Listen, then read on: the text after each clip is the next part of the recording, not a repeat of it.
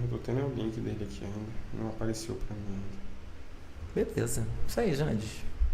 Olá, está começando o Pod Mel, o podcast do agronegócio que vai te ajudar a chegar à superprodução e ao superfaturamento com mel.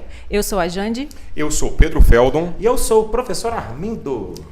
E o tema de hoje, ele é fantástico, porque ainda tem gente que não acredita na apicultura. Durante muito tempo, não vou dizer que é sempre, mas durante muito tempo, a apicultura sempre foi vista como aquela parte da propriedade rural que servia para custear algumas despesas, né? E nunca como uma atividade principal, nunca como uma atividade relevante. Vocês acham que está mudando alguma coisa com relação a isso? Professor, eu até gostaria de saber, o senhor como apicultor mais antigo, nosso apicultor veterano aqui da mesa, tá? Rapaz. E olha que meu cabelo não é branco não é nem não, branco cara. ainda, né, professor? Não é. Mas o senhor como apicultor mais antigo, o senhor acha que essa fama que a apicultura tem, tá? Ela se deve ao quê? Como é que começou essa fama da apicultura como uma atividade marginalizada? Gente, a gente fica olhando, né, a apicultura aí que já está aí caminhando, a gente pensa assim, pô, a apicultura profissional no Brasil tem quanto tempo? Tem 100 anos. A apicultura profissional no Brasil tem 100 anos, não passa de 100 anos. A gente imaginar aí que até que a abelha com ferrão no Brasil chegou quando? Chegou século XVI, século XVII. Foi quando teve ali os reis de Portugal na época que permitiram a chegada da abelha com ferrão no continente americano e que chegou pelo Rio da Prata, na divisa ali da Argentina, Uruguai, o que é hoje a Argentina-Uruguai, que na época o Uruguai era território brasileiro. O Uruguai já foi Brasil. Cisplatina? Província de Cisplatina. Uma aula de geografia. Depois eles alcançaram a independência, mas a abelha com ferrão chegou ali. De fato, chegou ali a região ali de Santa Rosa, Santo Ângelo, no Rio Grande do Sul. Acho que não é à toa que o Rio Grande do Sul é forte na apicultura, não. Foi onde começou? Porque foi onde começou, né, Jandy? Então, a gente pegar ali ao longo ali de 300 anos, século 17, 18 e 19, a apicultura ela sempre foi uma atividade que foi tratada como uma atividade do mato. Ninguém trouxe, né, os primeiros padres jesuítas, depois os bandeirantes paulistas, quando trouxeram abelhas para o continente, eles não trouxeram com vistas a uma produção em escala como já acontecia na Europa, como já acontecia no Oriente Médio e como já acontecia na Ásia. Aqui trouxe a apicultura, trouxe a abelha. E quando ela espalhou por todo esse continente todo, muita floresta, muita mata, hoje o Brasil não tem tanta mata quanto tinha 30, 40, 50 anos atrás. Imagina 200 anos atrás, hein, Pedro? Como que tinha floresta, né? Professor, aí a gente fazendo esse paralelo, a gente sabe que o berço da sociedade ocidental, ela está na Europa. Né? Está na Europa. Então, e a Europa já tem alguns milhares de anos, né, de evolução à frente de nós aqui na América. Pelo menos 2.000 anos, né, Pedro? Exatamente. Pelo menos 2.000 anos. A gente sabe disso, que tem essa... Primeiro com os gregos, depois com os romanos, que de fato construíram ali o pensamento ocidental, né? Construíram o pensamento ocidental. Se a gente imaginar aquilo que a gente viveu ali no século XVI, XVII, quando chegaram as primeiras abelhas, com a sociedade que havia na época no processo de colonização do Brasil, a apicultura profissional de fato surgiu no início do século XX. E que foi também no Rio Grande do Sul. Até o século XX não havia, né, Jandy? Eu queria aproveitar essa deixa do Pedro com relação à origem da apicultura, até mesmo nos povos antigos, né? Europa, já que a abelha com ferrão foi trazida pelo Brasil via Portugal, e na Europa, como que é essa cultura do mel lá? Pois é, primeiro que a abelha Europa já era da Europa, então ela evoluiu na Europa. Ela evoluiu na Europa e evoluiu com os primeiros povos bárbaros da Europa. E o valor do mel, né? O valor do mel, ele era tratado pelos povos bárbaros como um produto de consumo, como um produto de caça. Quando se fala povos bárbaros, passa muito a ideia pra gente daquele desenho do Obelix. Dos vikings, dos gauleses. Vikings, não é? Dos gauleses. Qual que era o nome do desenho? Era Obelix e... Asterix e Obelix. Asterix e Obelix. Nossa. Então mostra ali o... Isso denuncia a idade da gente. Nós estamos ficando velhos, hein? Eu não, eu tô ficando novão. Cada dia mais novo. Gente também, o Pedrão também, não é? Bem, a gente come mel e já não é real, né, cara? Tratado no mel. Pólen, o pólen. Então energia é pura. bacana. Mas a gente que tem a ideia ali do Asterix e Obelix, passa uma ideia pra gente ali de tudo muito bonitinho. Eles eram povos bárbaros, mas eram povos evoluídos. Não, o bárbaro ele era como o índio. O índio lá do século XV, século XVI. Aqui, o índio americano era as tribos bárbaras europeias. As tribos bárbaras de 2.000, 2.500 anos atrás. Entendi, professor. Quando você saía fora da Grécia, fora de Atenas, o que havia além de Atenas?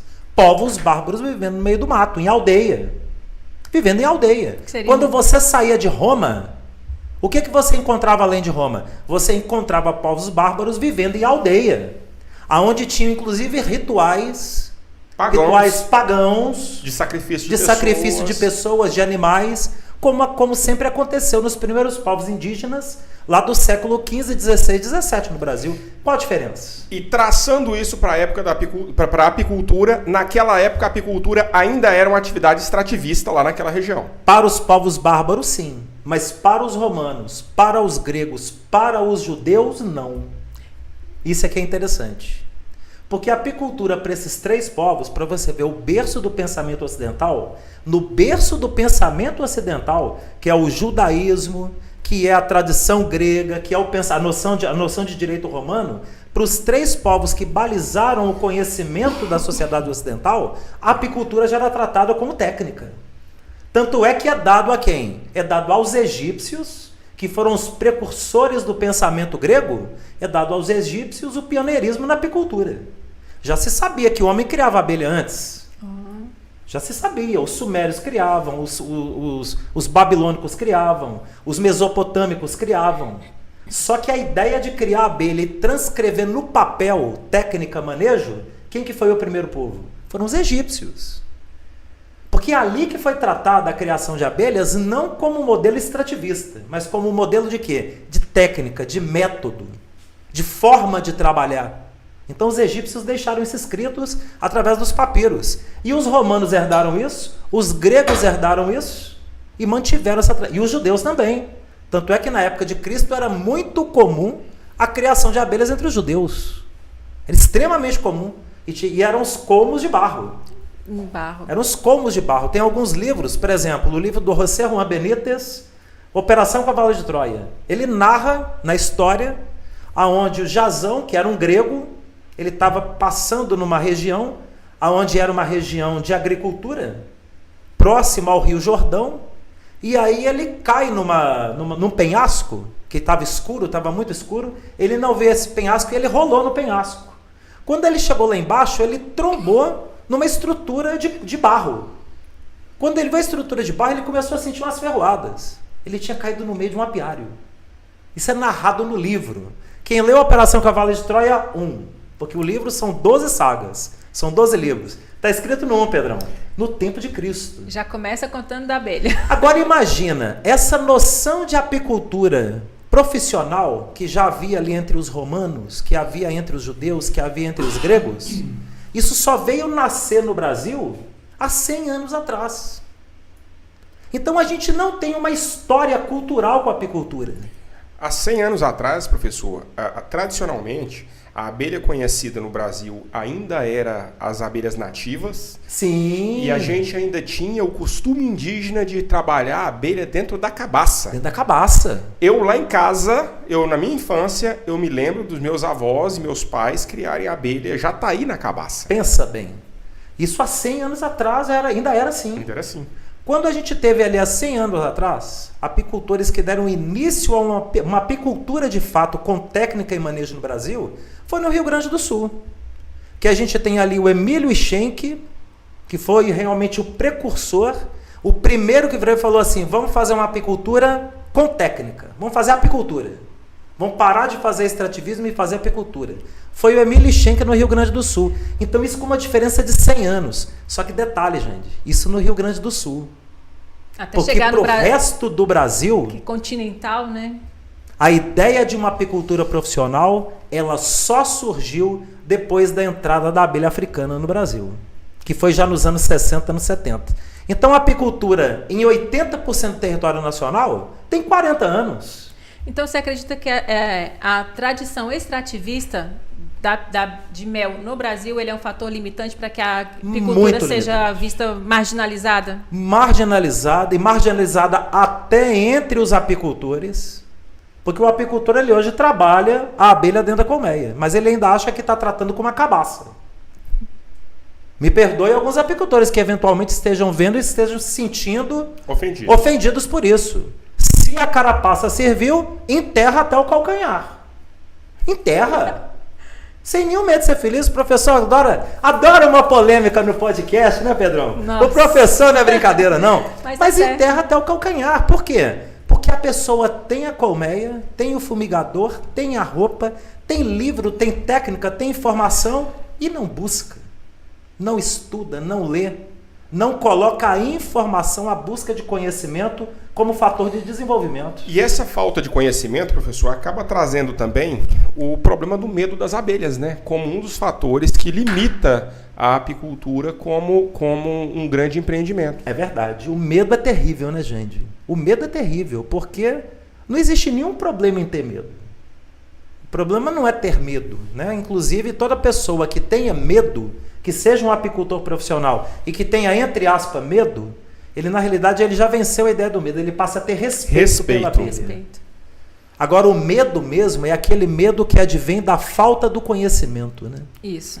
E a falta do conhecimento é que leva realmente a pessoa ali a ter um desconhecimento tão grande do que é a apicultura, que ela também acaba fomentando uma ideia errada daquele conhecimento para outras pessoas. E rejeitando, né, e a atividade. Rejeitando aquilo que é a atividade e o glamour da atividade, né, Pedro? É tão interessante que até hoje eu tenho vizinhos lá na fazenda que eles se preocupam com o nosso apiário que está a distância enorme, de quilômetros da casa deles, sede dele. Porque eles acham que as abelhas vão sair matando tudo e todo mundo. Não, e detalhe, se ele tomar uma ferroada lá, tá a 3 km de você, mas se ele tomar uma ferroada lá, ele vai lá cobrar de você porque que as suas abelhas atacaram ele. Já chegou reclamação, a 3 km. Já chegou reclamação assim em época de chameação, que as abelhas estão enxameando mesmo? Suas abelhas invadiram a minha casa. Olha bem, que absurdo. A gente vai lá buscar. Ué, tem que ir lá buscar, não, então eu vou lá buscar, não tem problema não. Fernando, e tem que mesmo. Então, esse desconhecimento ele é terrível, principalmente no Brasil, aonde uma mentira, quando ela vai sendo repetida dezenas de vezes, ela se transforma numa verdade.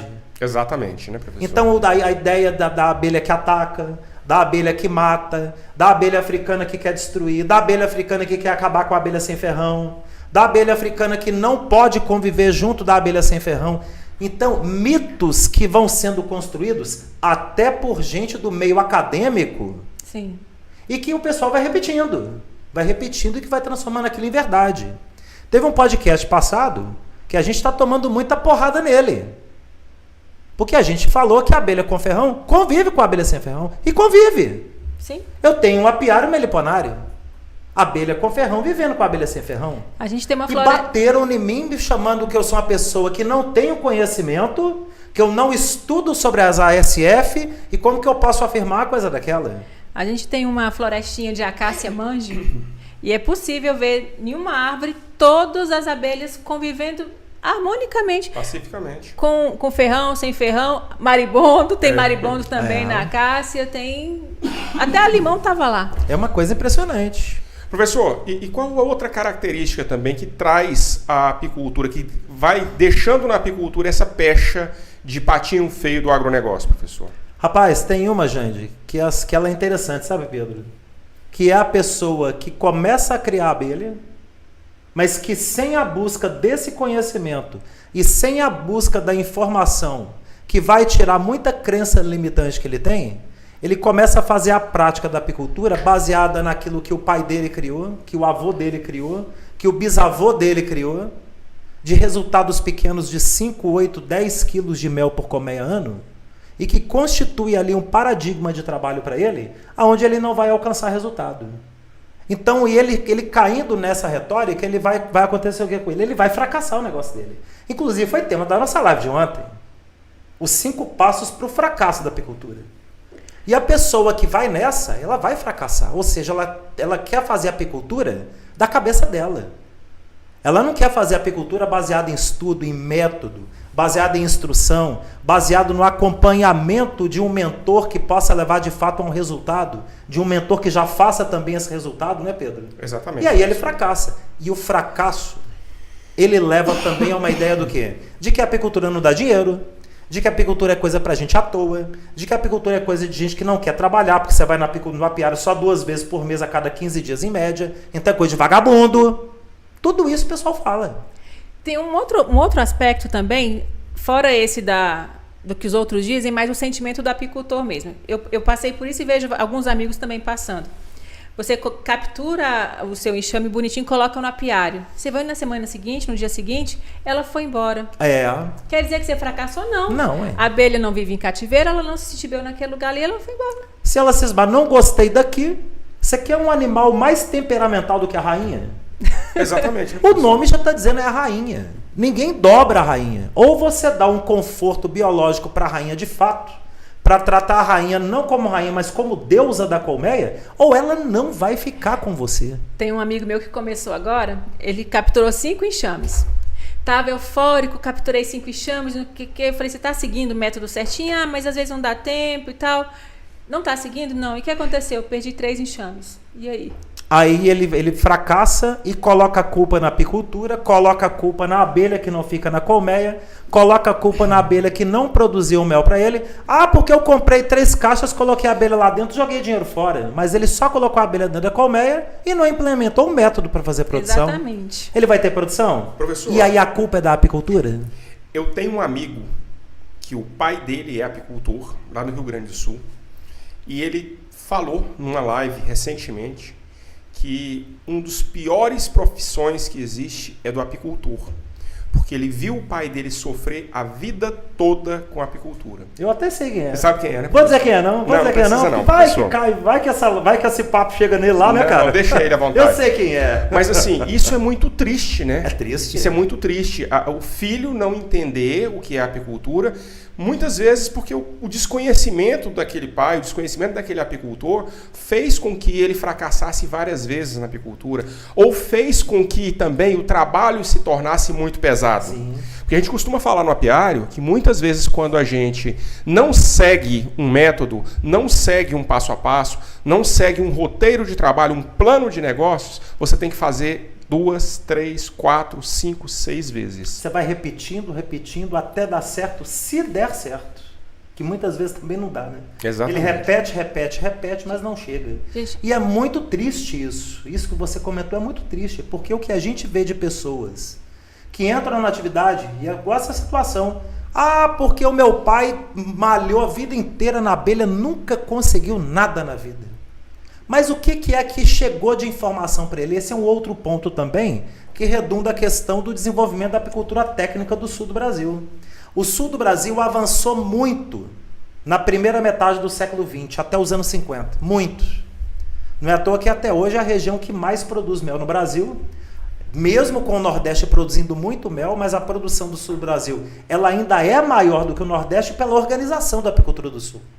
A gente tem que tirar o chapéu mesmo para os apicultores do Rio Grande do Sul, Santa Catarina, Paraná. É a apicultura de primeiro mundo. É a apicultura de primeiro mundo, organização. Tecnologia, né? Tecnologia. Você ter ali todo o incremento da cadeia, o produto sair do produtor, chegar até o entreposto, chegar até o consumidor, chegar até o mercado internacional, assim, com muita clareza. Uhum. Igual você tem hoje uma cadeia do leite, que é muito forte em todo o Brasil, no sul do Brasil a cadeia do mel é muito forte. Mas essa cadeia, ela não se expandiu com a mesma pujança para o resto do Brasil. E tem uma questão cultural aí também. Da mesma maneira que os europeus têm 2.000 anos de desenvolvimento na apicultura, o sul do Brasil foi colonizado por quem? Por europeus. Sim. Ah, mas o Brasil foi colonizado por Portugal? Tudo bem, mas Portugal não é Europa, entre aspas. É Europa. Mas Portugal não tem o pensamento cultural europeu. Não tem o pensamento cultural europeu. É diferente. Portugal e Espanha não têm o pensamento cultural europeu. O pensamento que tem na Inglaterra, o pensamento que você tem na Alemanha, o pensamento que você tem na França, o pensamento que você tem na Escócia. É diferente. Você tem ali várias culturas europeias ali diferentes. O pensamento que você tem na Itália, então é diferente. Cada povo com sua individualidade. Cada povo com sua individualidade. E quando esses povos chegaram no sul do Brasil e encontraram um clima muito parecido com a Europa, mas em condições agricultáveis muito boas, então o desenvolvimento veio muito rápido. Mas para o restante do Brasil isso não espalhou. Eles dominavam já a técnica, né? Então Minas Gerais foi muito difícil chegar à apicultura profissional. São Paulo muito difícil. Os estados do Centro-Oeste, esses então no início do século XX, ainda estavam sendo colonizados. Você não tinha nenhuma colonização expansiva ainda, onde o Centro-Oeste era praticamente isolado do resto do Brasil. Exatamente. Era pouca população que havia no Mato Grosso e Mato Grosso do Sul. O Mato Grosso do Sul não era nem separado. Era o estado do Mato Grosso, imenso. O norte então, hein, professor? O norte então não havia nada. Então você tinha um país isolado ali. Então a gente pega essa diferença que tem do Brasil, isso aí também, e a questão cultural, isso determina também uma dificuldade desse produtor dele desenvolver a apicultura de uma maneira profissional, de uma maneira que desse dinheiro para ele. Ele nunca viu a apicultura como negócio. Quando a gente foi implementar o apiário, eu tinha a ideia de que o apiário tinha que ser num lugar bem reservado, com muita mata, então assim, tinha que ser assim, que o acesso fosse só para as abelhas. A gente conseguiu. A gente colocou um apiário primeiro num lugar que o humano chegava com um difícil acesso lá. Assim, tinha que ser um carro, né, traçado, um negócio bem complicado. E eu vi que isso me deixava com um sentimento de fracasso, que eu não conseguia trabalhar. Porque a gente fazia o manejo. No final do trabalho, estava tão cansado, tão esgotada, mas não é do trabalho, era de chegar. Ou seja, até escolher o lugar do apiário influencia nesse sentimento de fracasso ou não. Sim. Porque a gente carregar peso até o apiário, ser um negócio esgotante, você já chega lá cansado. O carro não chegava lá perto? Não. No começo sim, professor, mas aí o que aconteceu? Veio as chuvas, veio as passagens de gado, então aquelas estradas se deteriorou. Acabou. E aí o nosso apiário ficou ilhado. A gente tinha que atravessar uma área para poder chegar no apiário. Aí imagina, colocar uma roupa quente, com fumaça, sair andando 100, 200 metros até o apiário, num calorão. Porque lá em Goiás é quente, né, Pedro? Muito quente. Mas isso, um amigo que nos trouxe para a apicultura, ele falava assim, não, eu coloco as minhas caixas no morro lá, eu subo e pego, não sei o quê. Aí eu falei, não, já que ele faz assim, o Etevaldo? Ele faz. Colocando a piada no topo do morro, né, Etevaldo? Aí inicialmente eu tive essa ideia, só que até entender como que funciona o método, você estudar direitinho, você fala, gente, tá errado. Você tem que ter facilidade para chegar e trabalhar. O carro tem que chegar do lado, né, gente? Tem. Você imagina aquela facilidade de você descarregar uma melgueira. Ou então de você colher um mel. A colmeia ali com 5, 6 melgueiras lotadas de mel. Igual a gente gravou aquela, né, Pedro? Lá em 2020, que foi sensacional aquela colheita. O carro do lado. Você dava o quê? 4 passos, você já estava na caminhonete colocando a melgueira dentro do carro. Às vezes o filho que viu o pai nesse sofrimento estava com o mesmo sentimento que a gente estava. Na carriola. Gente, é muito esforço. Eu lembro lá em Minas, lá em Nova Lima, onde a gente teve abelha. Na verdade, a gente teve abelha em Nova Lima, Raposos, Caeté e Rio Acima. Em Rio Acima tinha lá, ele já deve até estar falecido, Manuel das Abelhas. Se tiver alguém aí do Pó de Mel aí acompanhando aí de Rio Acima, deve lembrar o Manuel das Abelhas. Então era ele e o filho os criadores de abelha. Na época que a gente conheceu ele, isso foi há 30 anos atrás, ele já tinha naquela época 75 anos. Se ele estiver vivo hoje ainda, ele tem mais de 100 anos, Pedro. E ele tinha um apiário dele praticamente a 100 metros da cidade, coladinho na cidade. Porque Rio Acima é uma cidade pequenininha. Então a casa dele já era a última rua da cidade, e da casa dele para frente já era fazenda. Só que era morro acima, rio acima. Então imagina. Rio acima. Se o rio já normalmente é baixo, imagina um rio que está acima. Então lá é baixinho, lá não tem muito morro não, rapaz, pouquinho morro. Imagina, professor. Rapaz, o carro não chegava lá perto. Não. Ele tinha 80 colmeias nesse apiário, você tinha que subir 100 metros morro acima com a padiola numa trilhazinha no meio do mato. Numa trilhazinha no meio do mato. Não tem como gostar, gente. O máximo que ele colocava de melgueira na colmeia eram 2 melgueiras. E por que ele colocava isso? Porque ele dizia, não, a abelha não produz mais do que isso. Não é que a abelha não produzia mais do que isso. É porque como era difícil chegar até o apiário, então ele colocava 2, enchia de mel e estava satisfeito. Já limitou Ele criou a crença limitante pelo acesso que ele não tinha. Isso que você colocou foi de uma felicidade imensa, gente. O acesso já começa a te dar o fracasso. Não que ele fosse fracassado, que ele não era. Ele produzia até bem, ele tirava os 20, 25 quilos de mel dele. E estava feliz. E feliz da vida. Colocava dentro das garrafas de caninha 51, sabugão de milho, vendia feliz da vida. Feliz da vida, ganhava o dinheirinho dele, comprava as coisinhas dele. De forma honesta, feliz justa. da vida, de forma honesta, justa. Mas o filho dele já não deu continuidade ao trabalho. Porque via o pai o quê? Sofrendo. E que teve muito problema, inclusive de coluna. Deu hérnia de disco, precisou fazer cirurgia. Uma situação complicada.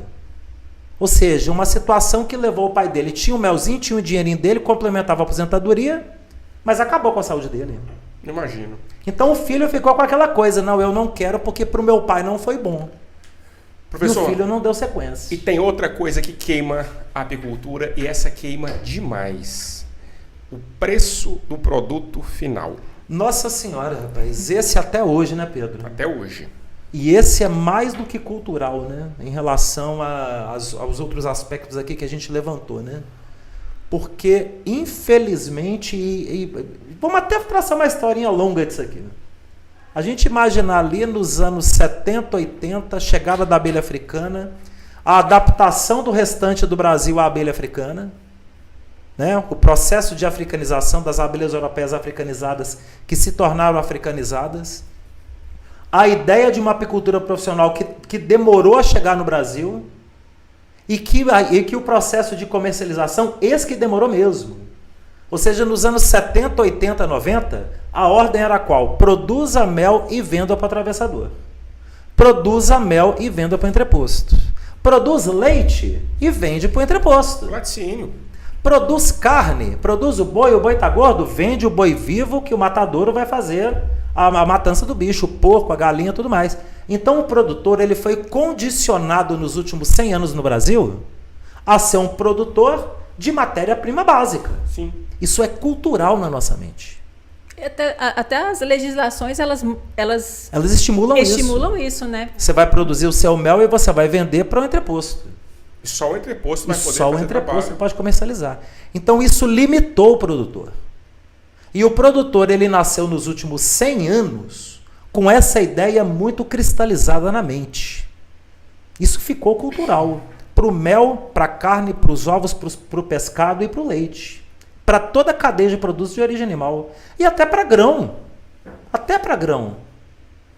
Você não vê o produtor de feijão, por exemplo, ele criando uma indústria para ter a marca de feijão dele e ele colocar no mercado. Ele entrega o feijão para quem? Para o cerealista que vai fazer um invase. O mesmo vale para o arroz, o mesmo vale para a soja, o mesmo vale para o milho, para todos os alimentos. Quem invasa é o cerealista. Mas tem uma diferença nisso aí, né, professor? Se a gente for avaliar a questão do cerealista, do pecuarista, nós estamos falando de uma estrutura que muitas vezes o produtor não tem condição. E de um alimento que é perecível.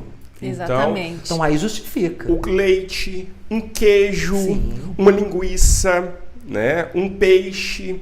Então é mais difícil da pessoa manipular. São alimentos que em horas ele já está perdendo, né? Demanda Exatamente. de uma estrutura de armazenamento completamente diferente, né? De refrigeração, até mesmo do trato. No caso do pecuarista, manter um matador, um frigorífico, deve ser um negócio de louco. Caríssimo. Então Nossa, você caríssimo. tem que vender o boi vivo mesmo, porque manter oferecer as condições sanitárias adequadas para esse produto, É complicado. não dá. Se para o mel é complicado, hein, Pedro? Imagina para a carne, para o leite, Pois para os é. ovos, para o pescado. Exatamente. É terrível. O leite, ó. O mel ele tem que ser visto como um produto animal, mas diferente. Ele não está na mesma categoria dos perecíveis. Mas nos anos 70, 80, o que o Ministério da Agricultura fez?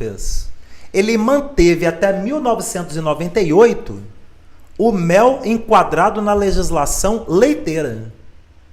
Então, para você ter um entreposto de venda de mel, você não tinha uma legislação para entreposto de mel e cera de abelhas.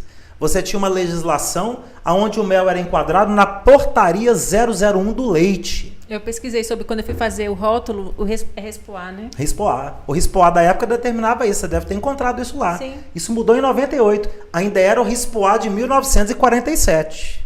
Aí em 98, eles pegaram aquela parte da legislação e criaram um adendo no RISPOA de 47, criando uma legislação específica para o mel. Aí que começaram a nascer os entrepostos de mel. Até 98, Pedro, sabe quantos entrepostos haviam com CIF no Brasil? Quantos, professor? Só 40. 40 entrepostos. Nossa. Até 1998. De 1998 até 2008, quando foi desenvolvida a lei de rastreabilidade, que aí sim deu um impulsionamento na apicultura, foram criados 700 entrepostos em 10 anos. Olha bem, em todos os anos anteriores, eram apenas 40 entrepostos. Nos 10 anos seguintes, de 98 até 2008, nasceram 700 entrepostos. E aonde que a pessoa não enxerga que é um negócio lucrativo?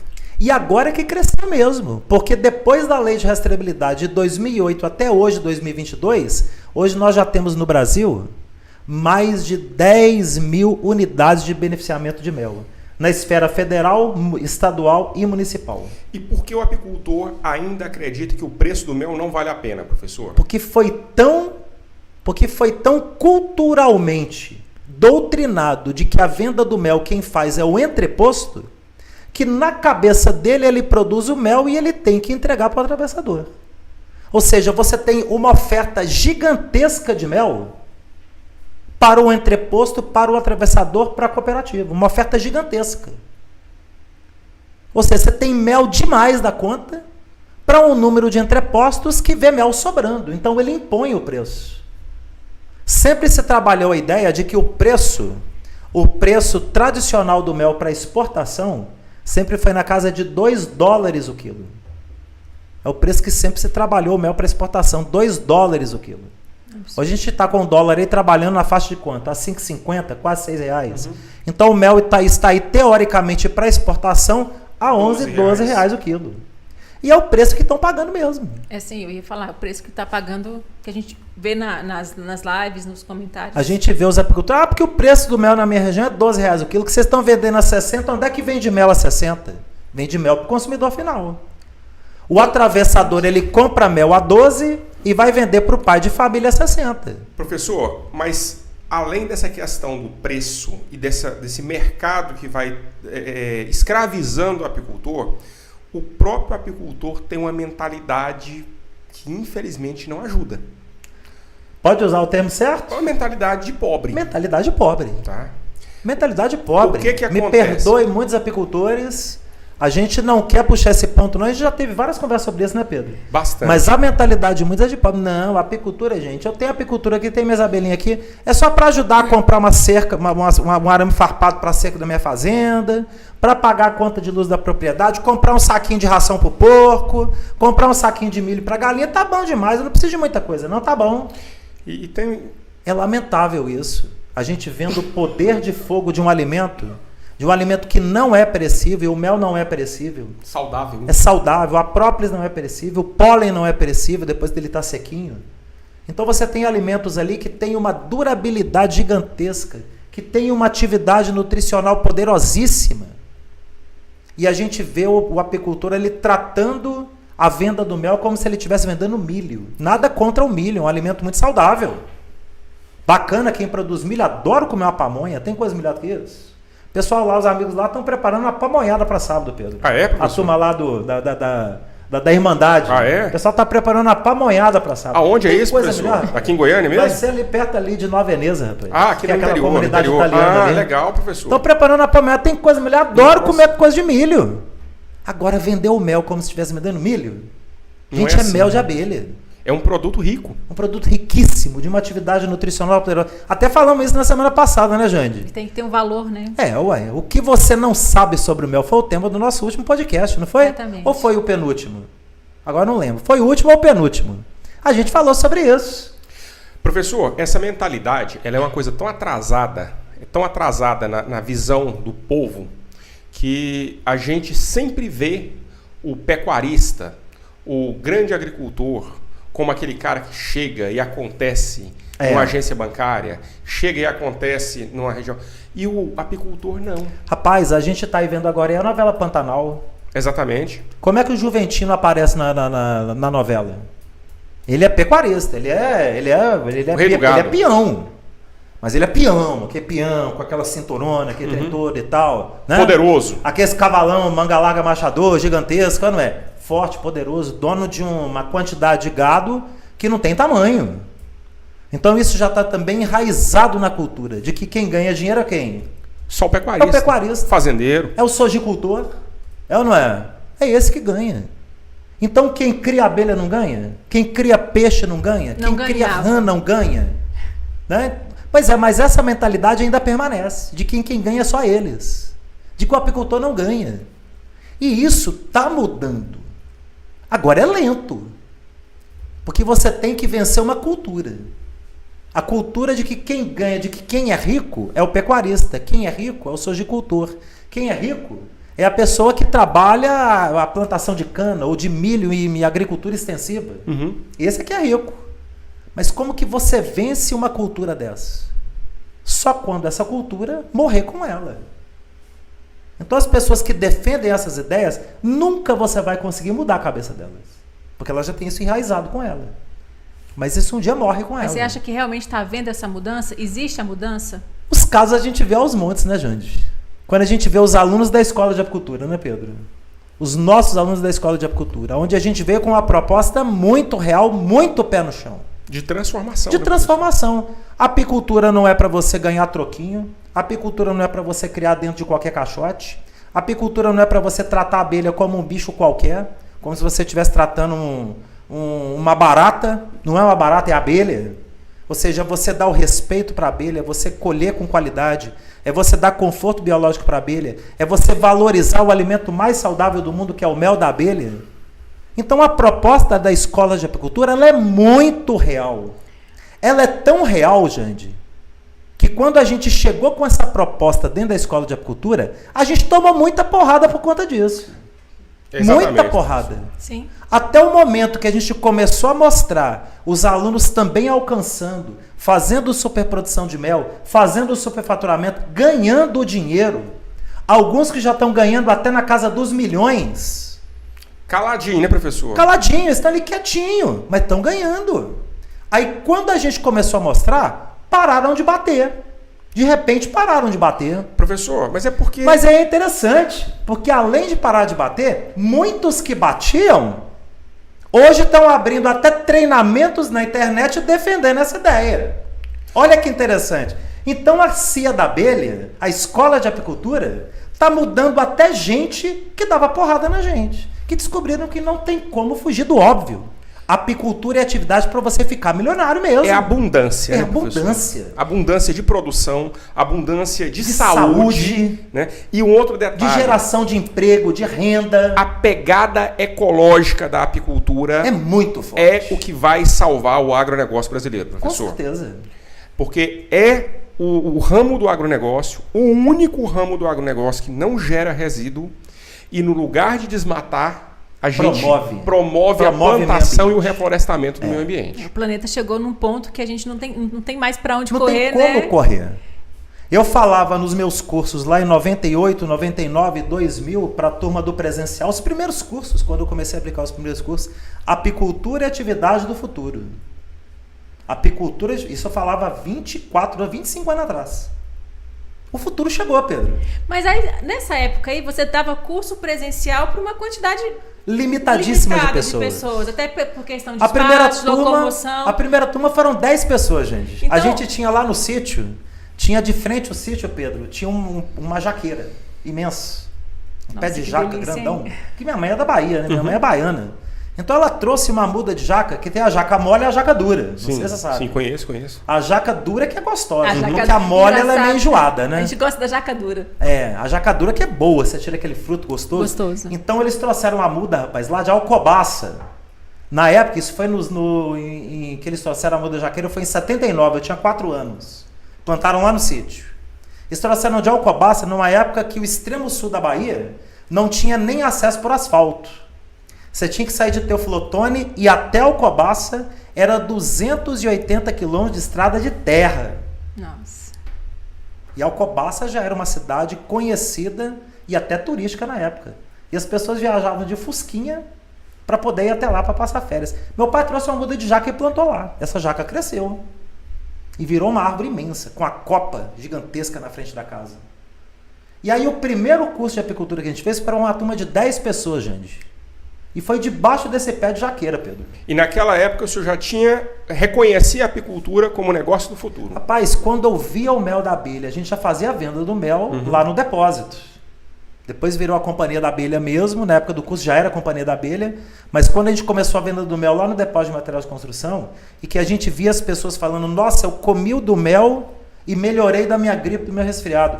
Eu tomei esse extrato de própolis que você me deu de presente e melhorei daquela queimação que eu estava colando no estômago. Eu olhava assim, gente, isso aí não tem nenhum outro produto natural que dê isso. Essa profissão é a profissão do futuro. E o futuro chegou. Chegou e chegou com tudo, né? Porque agora a gente tem tecnologia. Digamos assim, quando você começou, talvez os EPIs também não fossem tão eficientes. Menina, era só brim, só roupa de brim. Houve evolução até nisso. Hoje a gente tem uma condição de segurança muito boa para trabalhar. Talvez as pessoas que têm esse preconceito com a apicultura é porque leva muita ferroada, vê muita gente morrendo desnecessariamente. Mas hoje a gente tem conhecimento e tem tecnologia. Para você ver, macacão bodoquena, o macacão bodoquena, famoso macacão bodoquena amarelo. Tem quantos anos, professor? Rapaz, você sabe quanto tempo tem o macacão bodoquena no Brasil? Não tem 10 anos. Aí. Até então era só brim. Era só brim e nylon. Quando o nylon surgiu, o nylon eu gostei. Nylon ele surgiu como uma revolução. Eu tenho de nylon também. Mas o nylon você ainda tomava ferroadinha. A abelha ainda encontrava algum ponto que ela atravessava a roupa. Exato. Mas quando chegou indireta. o macacão bodoquena, um macacão que você não toma ferroada e que a abelha não consegue ferroar, portanto ela não morre. É fantástico. Porque no brim, rapaz, a gente terminava um trabalho... Puxando as bichinhas. Você tirava da roupa 200, 300 ferrão agarrado na roupa. Exatamente, Sim. já vi demais. Ou seja, cada abelha daquela que perdeu um ferrão daquele era uma abelha que morreu. Então o macacão bodoquena, até isso, ele vem para poder mudar uma cultura. É um macacão caro? Não, é um macacão valioso. É um macacão valioso, porque vale muito você ter um material que você não toma ferroada e que não mata a abelha. Não mata a abelha. Então a gente tem que enxergar tudo isso como investimento. Hoje teve um apicultor nosso lá na Cia da Abelha, Pedro. Então ele fez uma visita lá pra gente e falou assim, não, porque o pessoal dos grupos aí tá tudo gozando a sua cara que você só vende material caro. Eu falei assim, não, eu vendo material valioso. Eu vendo material, não, porque a sua cera é R$99 o quilo, ela é valiosa. Por isso que a gente comprou a máquina de produzir a cera, para reduzir o preço da cera. Mas é com o tempo que a gente vai conseguir reduzir, do momento que a gente começar a ter cera bruta na mão para poder alveolar. Exato. Então o material, tudo aquilo, o apicultor ele vai descobrindo que ele também tem que buscar aquilo que é bom. Ele consegue comprar comigo um macacão de brinde de R$90. Eu tenho lá. Mas parte da ideia de que a apicultura é uma atividade que não precisava de investimento. É a mentalidade é a mentalidade de pobre. Exatamente. É a mentalidade pobre. O que eu virei e falei para ele, amigão? Pode deixar bater, pode deixar a turma bater, tem problema a turma gozar minha cara, não. Não tem grilo. Eu conheço gente que já comprou cera alveolada baratinha. Baratinha. Colocou lá. Quando foi ver, era o quê? Plástico. Plástico. Eu comprei cera velada. Ela não queria falar não, mas fui eu. Eu já comprei. Quando tava faltando cera... Como assim? Como é que você fala aqui na frente do professor? Faltando cera. E é uma realidade. Você vai atrás. Eu fui na Cia da Abelha, não tinha cera na época. E eu precisava colocar cera para trocar os favos. Armindo, as abelhas rejeitaram a cera. Rejeita? Ela é um plástico. Você lembra um colega nosso, não precisa dizer o nome? Um colega nosso que produzia rainha aqui pro lado de Anápolis? Sim. Você lembra um rapaz novinho? Sim, conheço. Comprou 250 quilos de uma cera lá do Mercado Livre. Mercado Livre. Não que o Mercado Livre esteja vendendo cera falsificada, não é isso. O Mercado Livre, ele só tem um compromisso que é qual? O da entrega do material. Isso. Você tem que conhecer porque se a pessoa que vende pelo Mercado Livre, a pessoa não entregar, o Mercado Livre ele devolve o dinheiro para você. Mas o Mercado Livre ele não tem compromisso de avaliação da qualidade do que é vendido. Ele Exatamente. não tem. Então ali você tem, infelizmente hoje, no Mercado Livre, uma venda de cera, por exemplo, cera misturada com parafina, cera misturada com carnaúba, cera misturada com polímero, que é cera que vem contrabandeada da China, entrando via Uruguai. Ela entra contrabandeada vindo da China pela fronteira seca do Uruguai. O controle de qualidade da abelha, ela não vai... Não vai. Não vai. Tem uma cera com parafina, ela não puxa. Ou seja, foi o barato que saiu muito caro, porque a gente não teve a produção e ainda teve prejuízo total. Então, um apicultor que ele vai basear o trabalho dele, ele vai alicerçar o plano de negócio dele em cima de uma compra de cera que ele vai fazer sem saber onde tem um controle de qualidade dele, é mentalidade de quê? De pobre. De pobre. É aquela pessoa que não quer fazer um investimento e quando ele deixa de fazer esse investimento, ele vai pagar 2 vezes. E se sente fracassado. Ele vai fracassar. O apicultor que chega o período da entre-safra, ele colhe todo o mel da colmeia. Ele sabe que dali para frente a abelha vai ter 6 meses de fome. Ele sabe que vai ter. E ele não coloca 100 gramas que seja de um bife proteico para a abelha comer no período da fome. Não, porque eu vou gastar dinheiro. Mentalidade de quê? De pobre. Porque ele não alimenta a abelha e deixa ela morrer. Ele prefere deixar ela morrer e capturar um novo enxame no período da enxameação no ano seguinte. Engraçado que nas outras atividades da agropecuária, tá? Todo mundo alimenta. Todo mundo faz investimento. Nossa, vai uma vaca perder uma teta lá para ver se não todo mundo não gera aquele veterinário. Pedro, Jande, vocês têm gado lá na fazenda? Tem. Quando chega o período da seca, se não faz a silagem pro gado no período da seca, o que acontece com as vacas, Pedro? Morre. O que acontece com os bois, Jande? Emagrece demais, emagrece, morre. Perde peso, morre. Entendeu? Perde peso. Porque quem trabalha com gado, ele tem que estar controlando o peso do gado para poder vender. O que tem que aplicar pro gado todo dia? Sal mineral aonde? Sal mineral coxo. Para repor o que pro gado? Sal mineral. Porque o capim, ele é pobre em sal mineral. O capim é rico em vitamina. Sim. Rico em proteína. Sal volume, né? Mas o sal, ele não tem sal. Então o animal tem que comer sal. Então tem que botar sal. E a abelha é do mesmo jeito, né, professor? E a abelha é do mesmo jeito. Só que tem uma diferença da abelha, Pedro. Porque a abelha, ela não come igual o gado. O gado come muito. Você põe ali você tem uma vaca ali. O que você tem? Eu não sou criador de vaca, então eu não sei, mas você tem vaca lá. Professor, o que uma vaca come por dia, por exemplo, de ração, num período de seca? Professor, pelo menos uns 40 quilos de ração ela vai embora ali com a vaca. Com uma vaca? Uma vaca. E quanto que uma colmeia de abelha come em um mês de ração que você põe para ela? Não, é 200 gramas, 250 gramas por quinzena. Ela vai comer meio quilo de ração por mês. Uma colmeia. E o apicultor ainda acha que isso é caro. Ele colheu todo o mel dela, deixou comer seca. Levou tudo. E ele não consegue colocar meio quilo de ração por mês numa colmeia porque ele acha que ele vai perder dinheiro. Mentalidade de quê? Mentalidade pobre. Pão duro. Pão duro. Não vê o negócio, né? Então é uma mentalidade que isso faz com que as pessoas não acreditem na apicultura. São essas pequenas coisas que fazem com que o apicultor não acredite na apicultura. E a sociedade em geral, professor? Porque o que acontece? O apicultor, quando ele deixa de acreditar, ele passa uma imagem muito ruim para a sociedade. É verdade. Né? E aí, nesse caso, o senhor acha que hoje, com esse trabalho, até o trabalho que a Cia da Abelha tem feito, o trabalho que a internet, porque a Jande trouxe uma coisa interessante aqui, que a gente não tocou nesse assunto ainda, mas esse trabalho que a Cia da Abelha, que é a Escola de Apicultura e outros canais também fazem, de divulgar a apicultura, de mostrar o que é o negócio apícola. Não é criar abelha, é o negócio apícola. Isso. Né?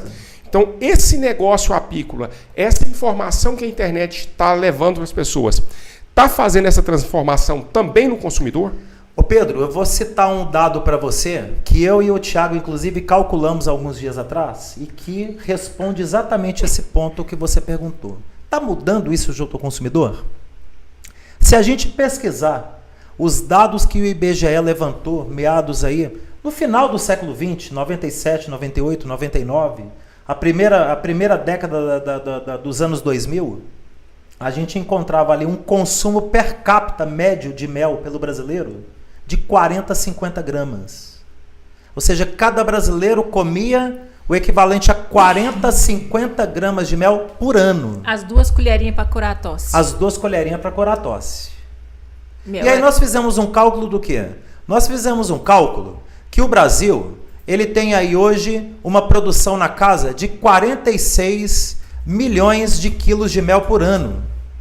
Desses 46 milhões de quilos de mel por ano, 60% vai para exportação e 40% fica dentro do mercado interno. Então, aqui dentro do mercado interno, fica em torno de 18 milhões e 400 mil quilos de mel. Vamos arredondar, 20 milhões. 20 milhões. 20 milhões.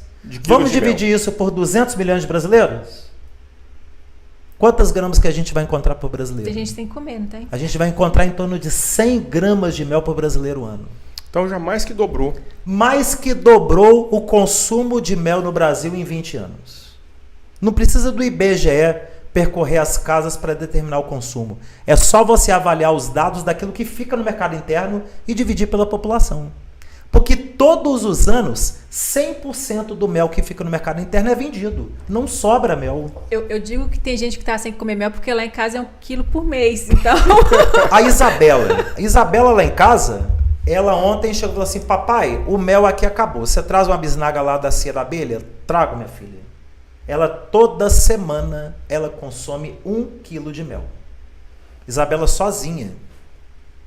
Ela levanta de manhã, quando vai sair para a escola, já viu tipo um pãozinho que você compra pronto? Ele vê como se fosse uma massinha de pizza? Sim, é o pão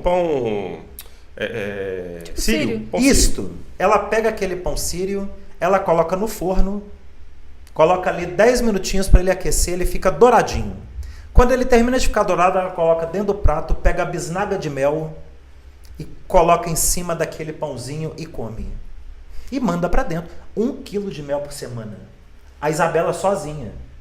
Hoje a gente está numa média de consumo lá dentro de casa de mel, em torno de 6 a 7 quilos de mel por mês. Porque eu e Janaína a gente também consome. Mas a gente não consome o que a Isabela está consumindo. Ah, professor, mas sua filha vai ter diabetes? Gente, é só avaliar o que ela tem. Ela tem o excesso que é de que ela beleza. tem de resistência insulínica. É 0 de resistência insulínica. Isabela tem excesso de lindeza. E vem médicos dizer que a pessoa vai comer mel, vai dar resistência insulínica. Ela até cada dia mais linda, né, gente? Nossa. Graças a Deus, né, Vou Pedro? aumentar o mel da Catarina. Graças a Deus, a Isabela cada dia mais linda, a cara da mãe. Não é, Pedro? Verdade, linda. professor. Porque se ela tivesse saído com a cara do pai, ela tava ferrada. Tava enrolada. Tava enrolada. Isso aí aí. o trem era feio, né, rapaz? Mas, professor, aí assim, então essa divulgação que a gente tem feito, o senhor considera então que também é parte do aumento do consumo do mel? Do mel. E da mudança que o consumidor vem tendo a respeito da abelha, o cidadão do dia a dia. O cidadão do dia a dia. A sociedade civil, ela vem tendo a respeito da abelha. A despeito da imprensa que toda hora tenta atribuir a ideia da abelha que ataca, da abelha que ferroa, da abelha que destrói, abelha assassina. Da abelha assassina. As abelhas competidoras, né? Que assim, uma abelha compete com a outra, que os animais... Sim. Da abelha que está diminuindo a população população no mundo, então vamos criar o mel artificial. Então, coisas que a imprensa tenta colocar no inconsciente coletivo, mas que, graças a Deus, a gente tem hoje aí um time de empresas, um time de apicultores, um time de associações sérias, de cooperativas sérias, que vem trabalhando a mudança de conscientização das pessoas. Essa nova apicultura, ela vem de uma forma que conscientiza as pequenas propriedades a serem produtivas. Não Isso. só extrativista. Se eu tenho uma pequena propriedade, o que eu vou fazer ali? Não é só minha chácara de final de semana, não. Eu posso ter uma renda e uma boa renda tendo conhecimento e um pouco de investimento. Não é só criar galinha caipira, né? Não é só ter o porquinho. Posso ter também um apiáriozinho com 30 colmeias. Professor, e tanto é um bom negócio que os grandes produtores passaram a enxergar a apicultura como um grande negócio. E esse é um ponto, Pedro, porque antigamente era uma coisa restrita só a pequenas propriedades. Exatamente. Hoje a gente tem aí, dentro da própria escola de apicultura, nós temos aí grandes fazendeiros, igual o Carlos Ela Libre aí com seus 32 mil hectares. Tem outro lá na Bahia com 3.800 hectares de área, lá no sertão baiano, produzindo, na região lá da Chapada Diamantina. A gente tem aí grandes apicultores aí no estado de São Paulo, Mato Grosso do Sul, que têm grandes extensões de terra e que estão migrando para a constituição do quê? De uma apicultura profissional em grande escala. Então isso muda a visão de uma apicultura que é só para produzir um melzinho para combater uma gripezinha no inverno. É diferente, né? né? A escola de apicultura, ela oferece um produto que é fantástico. Porque o brasileiro, a gente tem a mania de falar assim, eu tenho meu apiário, eu vou produzir. Eu não sei quanto que eu investi, eu não sei quanto que eu gastei, eu não sei quanto que produziu. Não sei quanto que deu de lucro. Não sei quanto deu de lucro. É preciso que a gente tenha isso no papel, para você não ter o sentimento de que está só gastando. É verdade. Tem que ter o controle. O planejamento e o plano de negócios é uma ferramenta. E o brasileiro tem que se adaptar a isso. Tem. O brasileiro, a gente tem mania de ter qualquer empreendimento que seja. Montou uma loja e toca de qualquer jeito. Improvisado. Não tem tem caixa. Né? Então tem que separar para você saber ter conhecimento do que você está ganhando. Porque dá dinheiro. Dá dinheiro. E o plano de negócio é algo que dentro da escola de apicultura a gente oferece para os nossos alunos. A gente mostra como que ele monta o plano. Não é só dar o plano de negócio, aqui falando, tá aqui o plano de negócio, preenche. Isso quem faz é o banco. Exatamente. O banco te apresenta o plano de negócio, você preenche. Às vezes você não consegue nem interpretar o que é aquele plano de negócio do banco.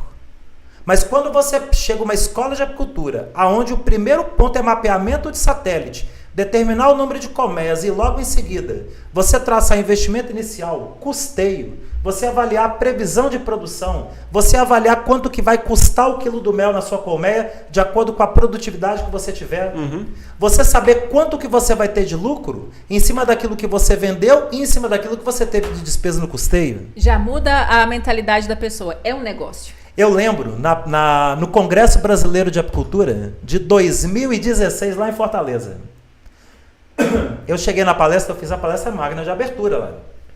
O Aragão me convidou e eu tive a oportunidade de fazer. Tinham mais de 2.500 pessoas no auditório principal e eu fiz a palestra magna de abertura. Foi magnífico aquele congresso, foi algo que nunca me sai da memória. Né? E aquela turma de 2.500 apicultores, eu perguntei, quem sabe aí quanto que custa o quilo de mel na colmeia? Eu perguntei na palestra. Ninguém levantou a mão. Ninguém levantou a mão. Aí teve alguns que passaram algum tempo e levantaram. Não, lá o custo de mel na minha colmeia é R$14. Não, fulano, esse é o preço que você vende. Eu não quero saber o preço que você vende, quero saber quanto que custou produzir na colmeia. Ninguém soube responder. Hoje, quando eu chego em uma live nossa, uma live do prêmio, né, Pedro? Que a gente faz exclusivo para os nossos alunos prêmio. Que eu pergunto para os nossos alunos prêmio, quanto que está custando o mel de vocês na colmeia? É um monte de gente respondendo, porque sabe calcular. Já está na caneta, né, professor? Já está na caneta, já está no plano de negócio, ele sabe quanto que vai custar. Ele sabe quanto que vai impactar, por exemplo, ele montar um apiário com 40 km de distância a mais em relação ao apiário que ele já tem. Aí eu tenho um apiário a 30 km de casa, eu encontrei um outro apiário a mais 40 km, está a 70 km. Quanto que isso vai redundar em custo para mim? Ele sabe avaliar esse custo hoje. Então isso é um diferencial gigantesco para o apicultor, para ele saber se dá lucro ou não. Professor, de tudo que a gente falou aqui, eu observei que tem uma solução para mudar e transformar o pensamento da sociedade, do poder público, das instituições e principalmente do apicultor, que é o conhecimento. O conhecimento, a busca de conhecimento. Busca do conhecimento. E já fazendo um merchan, nós temos falando que em conhecimento, a gente tem que convidar o pessoal. Rapaz, você sabe quem é que vai convidar a turma agora? Quem? Vai convidar a Jande Leide, rapaz. A Jande Leide convidar para o nosso próximo evento gratuito, né, Jande? A jornada Faturando com Mel, né? Gente, não percam, tá fantástico. Assim, a cada evento, o pessoal vai se capacitando mais, vai planejando trazer uma proposta muito melhor para que as pessoas comecem, né, do zero e consigam fazer esse negócio, porque a apicultura é um negócio. É Exatamente. um negócio. E pra gente é uma alegria muito grande. Pra mim, então, tá aqui fazendo esse podcast hoje com a Jande e o Pedro. A turma não sei se sabe, mas o Jande e o Pedro é uma família, é marido e mulher, né? Igual eu e Janaína, é o Pedro e a Jande. Mas é uma família que tem a apicultura, claro, o Pedro trabalha com advocacia, a Jande trabalha na área de contabilidade, mas Esses dois trabalham com a apicultura e fazem a apicultura de uma forma profissional. A gente já chegou agora e aprendeu do jeito novo e apaixonou. Exatamente. Professor. Inclusive, a gente vai contar essa história no nosso Congresso Prêmio de Apicultura. No Congresso Prêmio de Apicultura. Porque se vocês imaginam que o Pedro e a gente estão aqui sentados aqui só para debater apicultura, isso aqui faz produção de mel, faz superprodução de mel, faz processo de produção de rainha, invasa o produto, tem rotulagem, fatura com mel, né, Pedro? Exatamente. Então, professor, gente, a turma que vai estar no congresso aqui vai ser muito bacana para poder conhecer a história desses dois. Às vezes quem está chegando fala assim, um curso gratuito de apicultura é mais para fazer propaganda. Não. A equipe da Cia da Abelha, o pessoal, eles estudam, eles se capacitam, eles trazem sempre coisas novas para melhorar o que já está bom. Isso é uma coisa que eu sempre quis trazer, professor. É interessante porque a gente vê muita gente querendo vender curso na internet. Sim. Né? E nada errado nisso. Eu acho que é válido tudo certo, que as pessoas procurem a internet, que ganhem seu dinheiro na internet, mas existe uma responsabilidade muito grande da Cia da Abelha e da Escola de Apicultura, principalmente. Por quê? Porque a gente não quer vender curso. Nós queremos criar apicultores que sejam empreendedores apícolas profissionais. A proposta inicial é transformação de vida. Transformação de vida. É isso mesmo. Porque quem entra na apicultura, gente, é transformação de vida. É uma atividade que ela mexe de dentro de casa para o bolso também. Exatamente. Sim, exatamente. Sem dúvida. Então, assim, eu não sei se eu quero apicultura para minha vida. Vamos conhecer. Porque os nossos treinamentos gratuitos é justamente esse. É até para a pessoa avaliar, é para mim? Será que dá certo para mim? Será que lá na minha área dá certo? Será que lá eu tenho pasto apícola? Mas eu não tenho terra, tudo bem. Mas será que lá no sítiozinho do pai, da mãe, do vô, da avó, do tio, da tia, daquele amigo, daquela amiga? Tanto é que 40% dos nossos alunos não tem terra, né, Pedro? E estão desenvolvendo a apicultura. Tem um jeito certo de chegar no proprietário também. Não é chegar, fulano, você deixa eu botar uma abelhinha naquele cantinho ali? O cara vai botar você para correr. Não, o apicultor, quem quer trabalhar com apicultura tem que chegar com postura. Sabendo o que vai fazer, quando vai fazer. Com dignidade, assim, com conhecimento principalmente, tá? E com orgulho da profissão. Rapaz, esse é um outro ponto que a gente tem batido tanto, né, Pedro? A questão do apicultor ter orgulho. A gente tem falado muito aqui no Pó de Mel, né, Jande? Quem cuida da abelha é o apicultor. Quem que colhe o mel com qualidade é o apicultor. Quem que colhe o mel sem matar a abelha é o apicultor, não é o extrativista. Não é o extrativista que vai ali estourar uma abelha no cupim, colocar o mel dentro da garrafa de Não é o caixoteiro. Não é o caixoteiro. Não é o Zé Caixoteiro. Não é o Zé Caixoteiro. O colega falou desse termo ontem, não é o Zé Caixoteiro, é o apicultor. E isso tem um valor, isso tem um preço. Tem um valor. E é esse apicultor tecnificado, com informação, estudioso, cientista. O apicultor, ele tem que ser um cientista. Ele tem que ser um pesquisador. Ele não tem que ter formação. É interessante que as pessoas não questionam quando eu vou vender o mel a R$30, 500 gramas. Não, é R$30, sim, R$30. Sim. Aí você explica o que é o mel, os benefícios do mel, a pessoa paga. Ela paga. Caro é pagar R$100 e tantos no antibiótico na farmácia. Você tá louco. Isso aí ninguém reclama. Não, mas o médico passou, deve ser um negócio bom. Mas deixa eu pagar aqui 150 conto nesse antibiótico. Pelo amor de Deus. Ou então eu falar assim, não, tá muito caro, menina. Esse seu mel aí tá muito caro. O que é que tem nisso? Tem ouro? Tem. Tem ouro. Vale ouro. Valioso. Vale. É valioso. Vale. A gente tem que colocar. Mel tem valor. Aí a pessoa deixa de comprar o mel, para no primeiro McDonald's da esquina e compra aquele sanduichão cheio de sódio e... R$28. Você tá louco, moço? É o preço da bisnaga de mel. É o preço da bisnaga de mel. E o mel é caro, o sanduíche do McDonald's não é não. Então, temos que mudar conceitos. Então, o apicultor é o elemento que vai fazer essa mudança, Pedro. E essa mudança já vem acontecendo. E cada apicultor que se propor a fazer uma apicultura profícua, de crescimento, de resultado, de busca de produção, de respeito à abelha, de respeito ao consumidor, ele está colaborando para transformar a apicultura na maior atividade agropecuária desse país. É isso aí. Vai ser na minha geração? Não sei. Vai ser na geração dos nossos filhos? Não sei. Mas que um dia será, será.